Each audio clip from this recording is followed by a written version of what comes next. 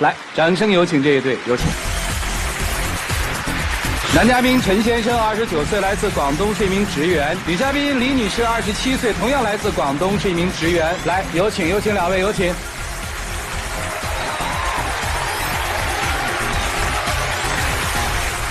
欢迎两位哈，结婚几年了2年多了。谈恋爱谈了多久啊13年7月份开始谈，也算有10日了哈。孩子多大？1岁多一点。1岁多一点。哎呦，这就开始因为教育问题就打架了哈。谁要来这个节目的呀？我要来的。你要来干嘛呀？就我们之间因为结婚后也产生很多小矛盾、小问题，所以我就想，也不知道怎么办，也对他挺失望的。首先，就我老公他的脾气是属于比较暴躁类型嘛，可能性格也比较倔强的。遇到事情啊，经常很多方面都会产生意见不合的地方。那一有意见不合，他就会发脾气啊。例如，就今年5月份，我们就去迪拜旅游嘛。那个行程是从香港机场出发，然后我们前一天晚上就在深圳住。到了深圳，我们就先吃东西，可能在吃东西的上面出了一些小分歧。然后他生气了，他就自己就走了。因为我也觉得很心寒，每一次都觉得。因为当时吃东西，我也是先问过他想吃什么，然后准备去到那一家了，然后他说又想吃什么，又变化了，就是这一分钟说这样，下一分就另外一样，我也很难跟上你的。明白。其实是他不能理解我的意思，我觉得。听明白了吗？他的意思是说，老公，吃火锅哦，不是说要吃火锅。是老公，吃火锅你看可以吗？你得说，吃哪一家火锅呢？是吃羊肉锅呢，还是吃牛肉锅呢？是吃清锅呢，还是吃红锅呢？是这意思吧？对啊，就是他。得这样哈。对啊。哎，好累啊。听明白了吧？明白。都是这种事儿是吧？不是啊，也有一些，就例如，我觉得他也不够体贴啊。上个星期那天晚上我就很不舒服，吃完饭大概4点多就躺在床上了，要我又呕吐又腹泻嘛，然后晚上8、9点的时候就到厕所里吐了几次了，然后就想他上来看一下我嘛，但他都没有上来，又不理我。然后我就有点生气嘛，然后我也跟他说，那今天晚上我们分房睡吧，反正我也就不舒服啊，免得传染我女儿。然后我就锁门了。过了1个小时后，他大概就上来了，他看到我把门锁了，他就很生气的把门就踹坏了那个门了已经。那时候我就真的很害怕，我不知道他想要干嘛，就吓了我一跳嘛。他把门踹坏了。你踹门干什么？因为当时我的女儿也睡觉了，然后我抱她在房间睡嘛，因为平时都是跟我们一起睡的。然后她敲他门，敲了很久，她都不开门。那我是觉得她是故意的，所以我就踹了一脚。女儿在哪儿呢？当时我先把女儿交给我妈妈抱着，然后我再踹门的。踹开了。对。后来谁修的门呢？我。还有别的事儿吗？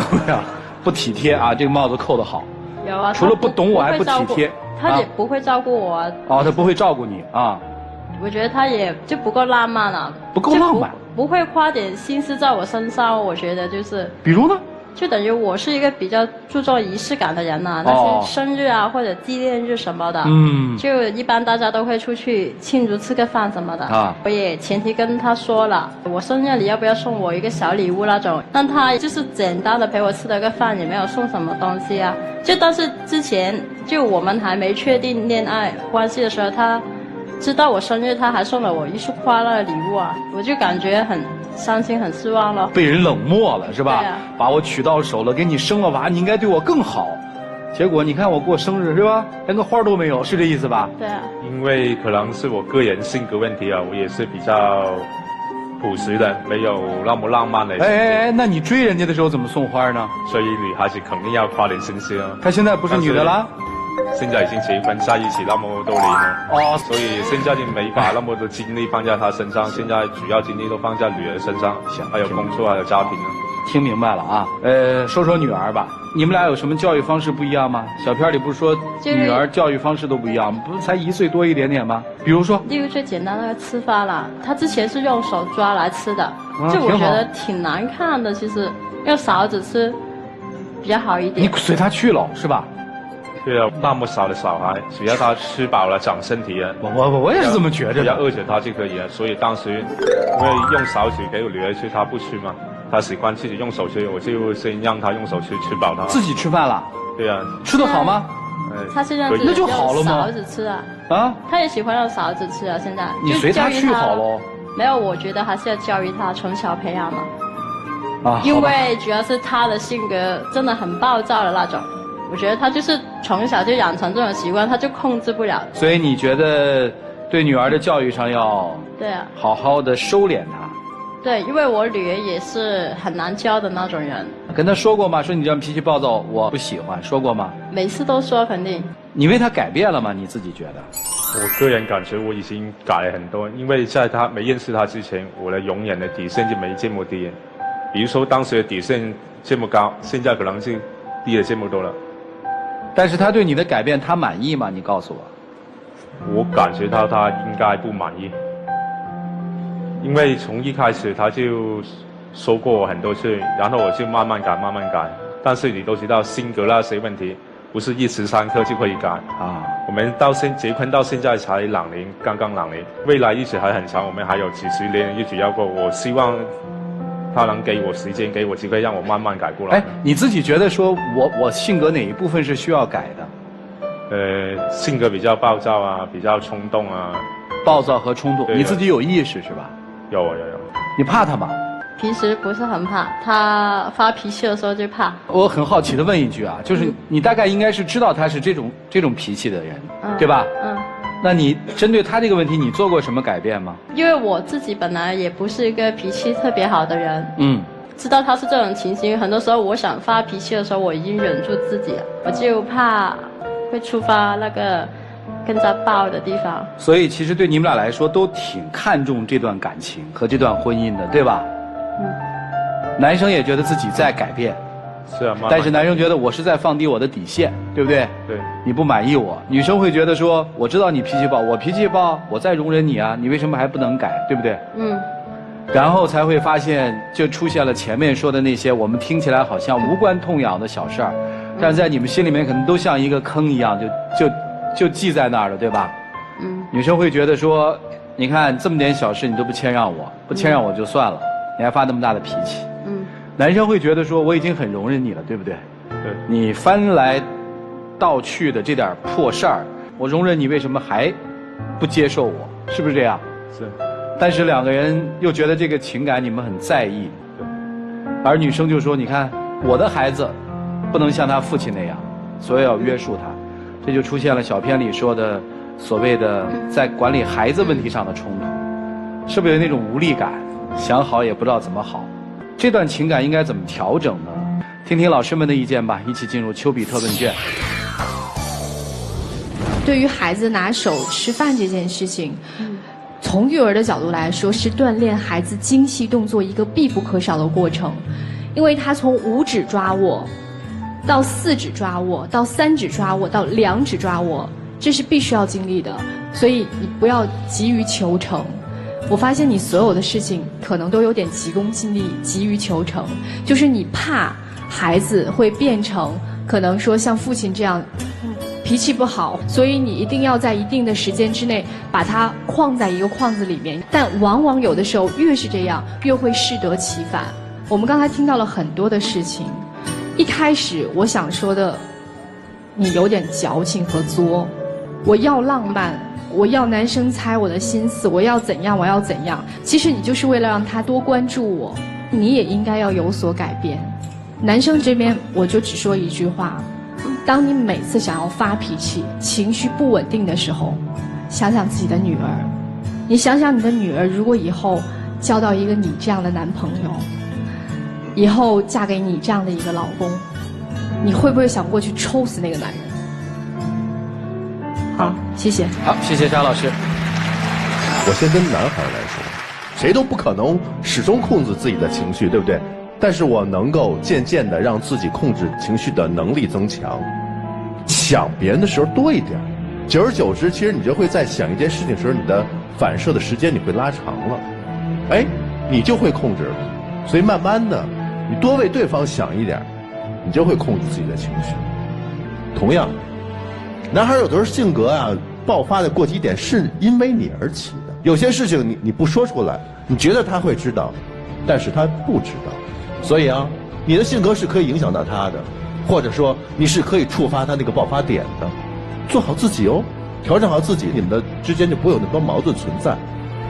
你们俩共同关注的一个问题，再次告诉你，孩子，你们俩的情绪，你们俩的性格，你们俩的相处方式，对孩子一定会非常深的影响。当你每次你们都要发脾气的时候，想想孩子，一样可能那件事情也过了。好，谢谢曲总。来，涂老师。首先，我们得承认啊，性格的磨合本来就是一件痛苦的事情。别说两个人之间性格的磨合很痛苦，就一个人对于自己性格的克制和驾驭，也是一件非常痛苦的事情。性是本性，与生俱来的；格是你处事的态度和自我的控制能力。每一种性格都有它好的一面和不好的一面，就看你把哪一面翻出来。你要是把好的那一面翻得多一点，你的性格就用得好；你要是坏的那面更多的翻出来，那么你性格相对于别人而言就是一种坏的性格。好的爱人往往能够激发对方性格当中更温柔和克制的一面，但如果你反过来你要跟他犟着来的话，你会使他更加暴躁。两个人在一起，如果老想着我们将来还有很多事儿要一起干的时候，你会发现我们就会不断的去调整自己性格当中的好和坏的那一面，但是永远不要妄图改变一个人的性格，改变不了。你只希望更多的能够激发他好的那一面出来，知道吗？知道。所有期望改变对方性格的人，那都是妄想。我们只有不断的调整。我是希望改掉他的脾气会好一点，不是性格。那你就要勇敢的激发他好的那一面。我每次都有跟他说的时候，就是像你刚刚说的，我很疼，我也很害怕。我觉得你下次就不要再这样子，每次都有跟他说。但是你每次说完这个之后，其实你的公主脾气你是还是没有改的。调整是双方向的，一方面向对方激发对方好的一面的同时，你自己也要改啊。我不能说啊，你下次你不要这样啊，那我还是可以这样，那是不可以的。我觉得我也有改。对呀，所以说你们俩还有一个最大的问题就在于，都看见了自己的改变，却没有看见对方的改变。婚姻是不断肯定的过程，肯定对方的过程，而不是不断的认可自己的过程。如果每个人都认为我在这其中我付出太多，而看不到别人的付出，那最后变成了什么？那最后变成了你们婚姻当中的谈判了。难道改变自己不是应该的吗？你就会发现很多夫妻会认为，我都改变了这么多，好像你很委屈一样。难道不是应该的吗？你们不就是在一起过日子，而且要长足的过下去吗？所以付出本身不是一种成本，本来就是双方两人共同组建的家庭的往前走的基础。所以委屈自己付出自己没什么好委屈的。如果还要继续走下去，就应该更多的肯定对方，激发性格当中好的一面，好吧？就这样。好，谢谢涂老师。其实在婚姻生活当中，每个人其实内心里面都有一个所谓被万众瞩目的一种欲望表达。在家里面，我希望被家里的每一个成员瞩目，对吧？我希望我在家里面说的每一句话得到每一个成员积极的反馈，否则我觉得很失败。这个时候我们恰恰忘了，在这个过程里要倾听那个成员想说的是什么。很多事情如果你要占主导的话，请你事必躬亲。好多人做事都是这样嘛，又出钱又出力，嘴上不积德。就我说你，我很多方面也是这样跟你说，而你说别人是很轻松，自己做的时候确实很难，因为你要克己呀。我们的前提是我们想成为这个家庭的主导者。每个家庭的磨合，最后磨合的是什么？磨合的是谁在家里面起一个角色，因为总是要有人多承担一些的，一定要有一个方向。所以我觉得我们重新认识一下家庭这个概念。除了爱还是不够的，大概还需要一些智慧。这个智慧既有管理家庭的智慧，也有自我管理的智慧。千万不要跟女人动手，不管她对你做了什么，都不要跟她动手。因为你老这样，闺女儿看到以后，闺女儿未来找的人一定就是那样的。她想摆脱不找，但是她恰恰找的就是那样的，那是一个模型嘛。记住哦，为了闺女儿不要再那个。好了，一起进入那几天喝古方红糖，真情60。老婆，我知道我的性格不好，还有脾气暴躁，但是自从认识你之后，我就慢慢改过来。希望你在以后的日子里面能够继续给时间给我，给机会给我去改，因为我们才结婚2年，未来日子还很漫长。特别近半年以来，你也看到我们的改变，我们的人生计划慢慢变好了，女儿也慢慢长大，慢慢听话了，房子也买好了。希望你以后能继续跟我一起把这个计划走下去。我考虑一下吧。我感觉对你还是挺失望的。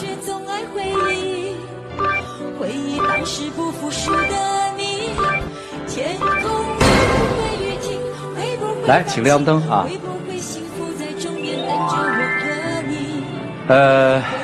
一个人暴躁的性格，不是因为被自由了他暴躁，而是因为被束缚久了他才会暴躁。如果你真想了解你的老公，童年他到底是在一个自由的环境里生活的，还是在一个被否定、被不断的否定的环境当中生活的，你可以问问他。好了，谢谢2位，请回吧，谢谢你们，啊，请回，啊。